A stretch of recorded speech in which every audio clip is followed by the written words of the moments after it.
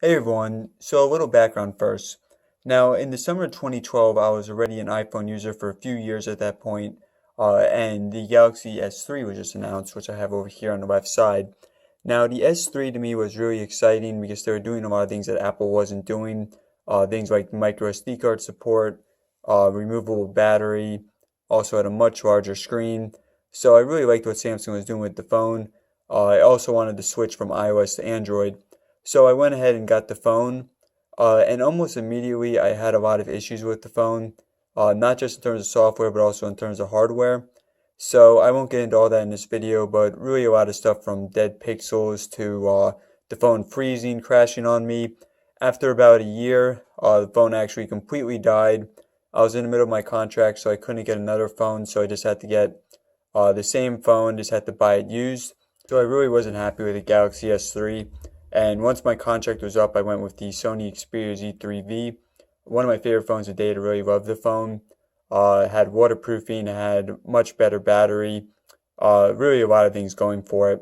That's also one of the reasons why I named this channel Xperia Fan, because that was the first phone I'd say that I was completely happy with. About a year later, Samsung announced the Galaxy S6.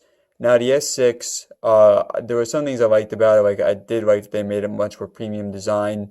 Never was a fan of the plastic on the Galaxy S3, but there was also a lot that I didn't like about it. Like I didn't like that they took out the waterproofing feature. I didn't like that they got rid of the micro SD card support because those are two of my favorite features in Android phones, or a lot of Android phones.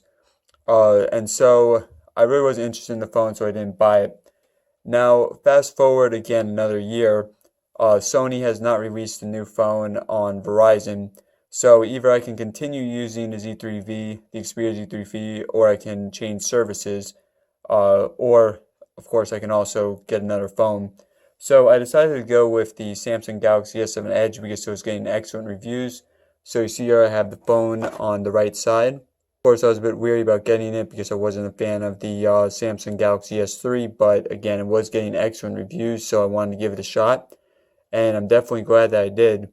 So I'm going to give you guys a brief overview of it first, the things that I like, the things I dislike, and then I'll say if I think it's worth buying. So now just a brief overview of the phone. So this comes with Android 6.0 Marshmallow out of the box and also has Samsung's Touchwiz interface. If you have the US or the Chinese variant, you're going to be getting a Snapdragon 820 processor, which is the best processor in my opinion on the market to date. If you're from other areas in the world, you'll be getting the Samsung chipset instead. But from what I've heard, it holds up very well. It has 4 gigabytes of RAM, 32 or 64 gigabytes internal storage, depending on which one you prefer. It does have micro SD card support, which is a great new feature. The S6 again didn't have that feature. It has a 3600 capacity battery, which I'm going to be talking about more in a minute, and it cannot be removed.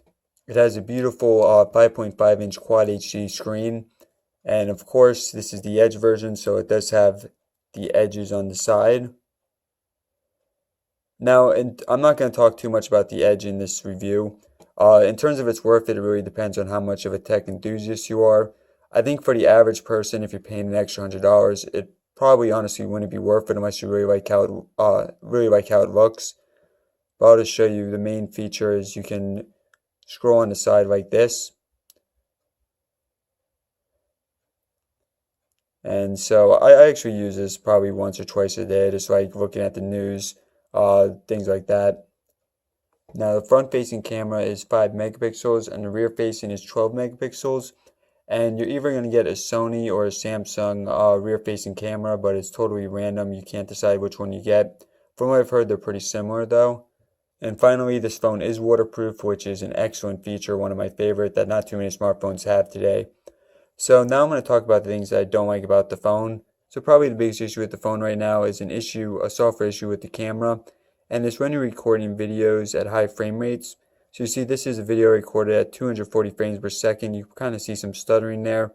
It's easier to see. I'm going to throw up a link in the description. It's easier seeing that. But this is a software defect. Samsung's working on it. They provided an update, I think a couple weeks ago, but it didn't really help it. But yeah, for me, for someone who really likes recording videos, that's an issue. But hopefully you get that fixed. Now, the next thing is this does have just standard micro USB. It doesn't have USB Type-C. And it also does not have Quick Charge 3.0. It has Quick Charge 2.0. So actually, in a way, this isn't that bad because most of my cables are still USB, regular micro USB, not USB Type-C. And the quick charge is very fast. I've done some tests versus phones that actually use quick charge 3.0, and this one fully charged faster than those. So not a huge deal, but I know for some people that's definitely an issue and it makes it not as future-proof. The speaker on this is not very good. So I'm just playing a sample now, just the Verizon ringtone. It does get decently loud, but you only have the one speaker at the bottom here, and it's just not that good quality. Now, part of the reason for this is because it's a waterproof phone, so I've heard that that has some of the issue with it, some of like the coating that they put on it. Oops, let me get out of that.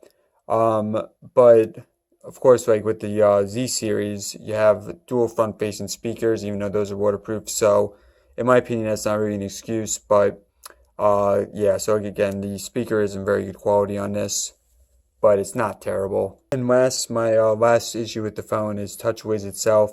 Now, this really isn't a big issue. I'm just not really a fan of it. I prefer more of a stock Android experience, things like what the Xperia phone has or the Nexus phones. But again, I don't hate Touchwiz. It's just not really a selling point for me. So now let's get into the things I do like. So again, this has a 5.5-inch Quad HD screen. Definitely the best screen I've ever seen on any smartphone. It has excellent viewing angles, excellent colors, performs the best outdoors. It's extremely bright. And yeah, I just love this screen overall. It's an excellent screen. The rear-facing camera, so mine is made by Sony, so you know, with a Sony camera, you're going to be getting good results with it. Been pretty impressed with it. Definitely one of the best ones on the market. It's better than some of the other ones in regards, worse in other regards. I have a ton of videos of those in the description, so I won't get too in-depth on that. But again, I would recommend this camera to most people. The build quality on this is mostly metal and glass. I really like the way that it feels. Very premium feeling. Obviously a huge improvement from the S3. Now, unlike the S6, the back is curved a little bit. Personally, I kind of like the way that the S6 looks more on the back just because it's flatter, but I think that this is more comfortable to hold. So next is the waterproofing. In my opinion, this is a very underrated feature.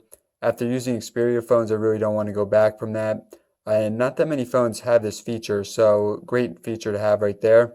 So I think a lot of people just assume that this is for people who are more accident prone, you know, people who like will drop their phone in a toilet or whatever. But personally, I find a lot of use for it. Just things like using it in the rain, being able to take underwater videos. And after owning the Xperia phones, it's definitely a feature I want to have in all my phones. Now, the microSD card support is another great feature on this. Really, for most Android phones now, it's taken for granted, but of course the S6 didn't have that feature, so good to have it back. And another feature, one I really like, which I never knew I would have liked until I had it, is always on display here. So you see right now it's showing the date and the time, and if I had a text or missed call, it would also show a notification right underneath it. Now, so for this, you can just leave it on your desk, you can do whatever, have it out anywhere where there's light, and the screen's going to be on like this all day. And so you might think that it takes up a lot of battery life, but it really doesn't. I ran some tests on it, and it really does not take up that much battery life. Certainly, I think that's worth enabling because the battery life that does take up is very minimal. And so I really find just when I'm at work or whatever, and I just have my phone on my desk, it's very, very helpful. Now, if the phone is in your pocket, if it's in an area where it's dark, so I'm covering the sensor now, you see that the screen is a lot dimmer, so it helps to preserve battery life when it's in your pocket, or when it's nighttime, you're not going to be looking at it. Now, another great feature about this phone is a fingerprint scanner. Now, most phones these days have fingerprint scanners, so it's not an exciting new feature like it was a couple years ago, but this one is one of the fastest and most accurate that I've used. To show you guys a quick example. Show you guys again. Another great feature about this phone is the battery life. So it has a 3600 capacity battery. It's not removable, unfortunately, but in the time I've had it, I've only had 1 or 2 days where I needed to charge it more than once throughout the day. And I'm a pretty heavy user, so it's very impressive to me. I think that it's right up there with the Xperia phones in terms of battery life. I think they have the best battery life that you can get on the market. So yeah, guys, overall, I think this is an excellent phone. Personally, it's my favorite that's been released in 2016. Now, I did just get the HTC 10, and I've also got the LG G5 recently that I still need to give some use to. But I think that this is probably going to remain my favorite 2016 phone. That is until the phones come out later. So that includes the Xperia X Performance, which I'm really excited about. Should be coming out in the next month. So we'll see if that holds up. So yeah, guys, I would absolutely recommend this phone to just about anyone. Really not much wrong with it. A lot that they do right. And yeah, I'm just very happy with the phone overall. Hopefully you all enjoyed the video and found it helpful. I've been doing a lot of tests during the last couple months that I've had this.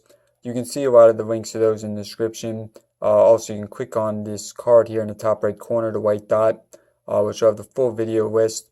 So you can see how it stacks up against the LG G5, the HTC 10, the Xperia Z5, and other phones in various tests I've done. So please go ahead and check that out. If there's any tests I did not do that you would like to see, please let me know in the comment section below. And thanks again for watching.